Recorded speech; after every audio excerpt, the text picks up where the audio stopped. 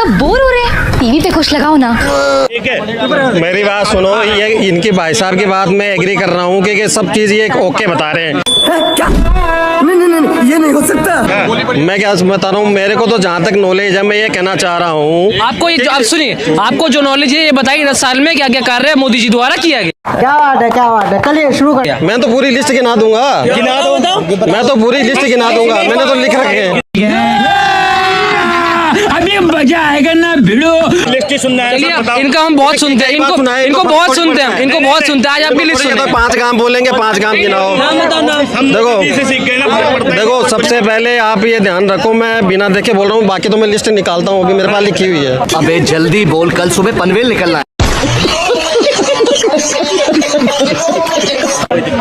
मोदी जी के राज में सबसे बढ़िया काम जो हुआ वो डिफेंस सबसे ज्यादा मजबूत हुआ। इनको पूछो कि हुआ कि नहीं हुआ। नहीं हुआ भाई, बता अभी पता चल। सुनो, तो इनको हुआ कि नहीं। मोदी जी के शासनकाल में सबसे ज्यादा जवान शहीद हुए हैं। ठीक है, 10 सालों में जितने जवान शहीद हुए हैं उतने पिछली सरकारों में नहीं शहीद हुए।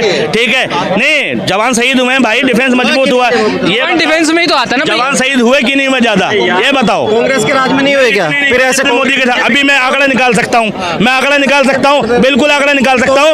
कांग्रेस के 2009 से 14 के बीच मरने वाले जवानों की संख्या और मोदी जी के 1924 के बीच मरने वाले जवानों की संख्या का आंकड़ा निकाल सकता हूँ। मैं ये कह रहा हूँ कि मोदी जी ने 2014 के बाद कुछ नहीं करा, वो बेकार है। लेकिन इन भाई साहब को कहना चाह रहा हूँ, बोल कम से कम ये काम तो करो, कोई आदमी ढंग का तो लेके आओ। तुम कह रहे हो कि वो राहुल गधे को लेके आओ, राहुल गधे के लेके आओ, ये कौन सा तरक है? मेरे को समझाओ। क्या बोले? इसको बोलने की अकल नहीं, कम से कम। और कांग्रेस में सब मर गए क्या? बड़ा हरामी हो बेटा।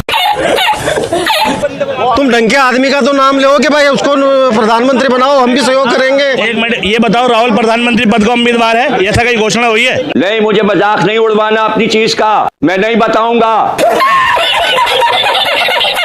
इन्होंने भाई साहब ने कई बार बोला कि राहुल गांधी प्रधानमंत्री बनने लायक है।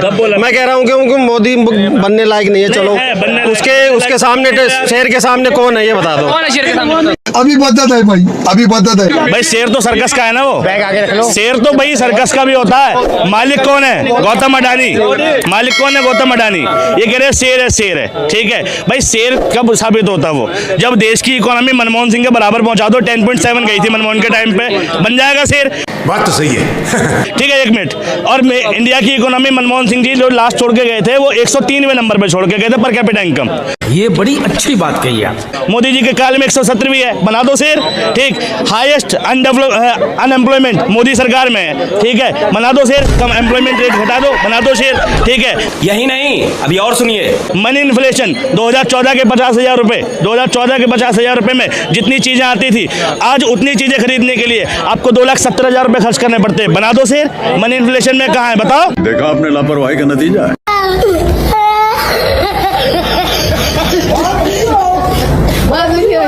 और अभी तो रुको, क्लाइमैक्स अभी बाकी। 2004 में पैदा हुए हैं, इनकी 10 साल की उम्र 2014 में हुई है। ठीक, 15 में इन्होंने दुनिया देखनी चालू करी है।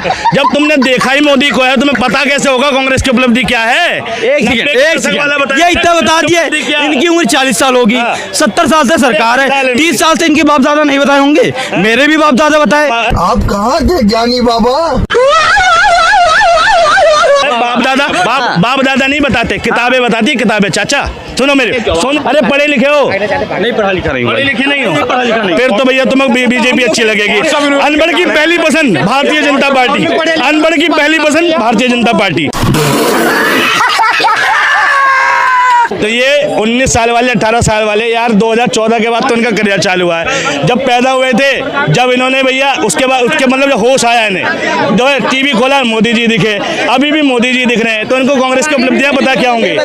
एनसीईआरटी अगर सिलेबस पढ़ा होता इन्होंने, सिर्फ एनसीईआरटी पढ़ा होता, जो इनकी पढ़ाई का विषय है, 10वीं 12वीं पढ़ा होता, तो उनको पता चल जाता कांग्रेस ने क्या किया। क्या गुंडा बनेगा रे तू?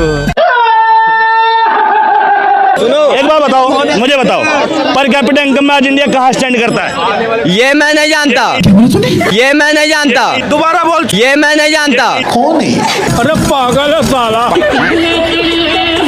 जानता, सुनो, एक मिनट, मुद्दे की बात है, मुद्दे की आप बात करो। 2014 में 14 से पहले जो मनमोहन की सरकार थी, इकोनॉमी में जो जीडीपी का हाईएस्ट रेट था वो कितने % था? हमको नहीं पता। हमको